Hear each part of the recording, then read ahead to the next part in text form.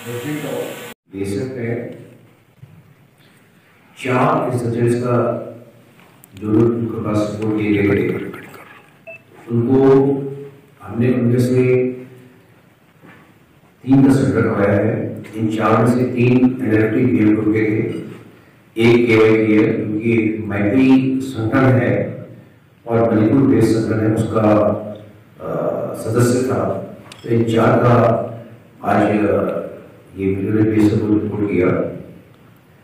तो इन 4 में से हमने ये पाया कि जो एक सुकुल चंद्र देव वर्मा जो सेल्फ स्टाइल सिपाही है इसका एनएलटी बीएम का, यह जो 3 अगस्त को बेसिस के ऊपर जो आक्रमण हुआ था, जो अटैक हुआ था, उसमें यह शामिल था। इसने फायरिंग की थी जिसमें हमने बेसिस में अपने 2 बहादुर साथियों को खोया और ये उनके हथियार भी ले जाने में कामयाब हो गए। इसके साथ एक साउंड देव वर्मा उर्फ खुशिया रंजन उर्फ बराई, यह भी इसके साथ लिप्त था। तो ये बीएसएफ के ऊपर फायरिंग करने में शामिल थे।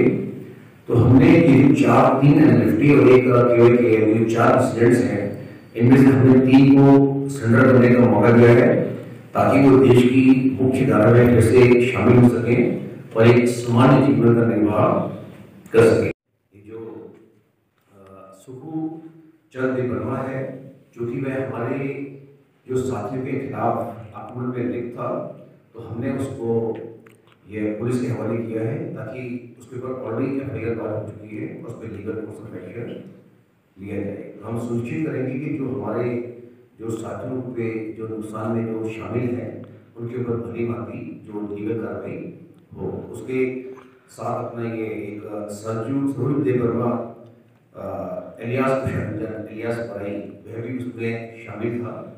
तो हमारी पूरी चेष्टा रहेगी कि इन दोनों के ऊपर समुचित लीगल कार्रवाई हो सके। आर्म्स कितना बरामद थे सर? आर्म्स इन्होंने हथियार के साथ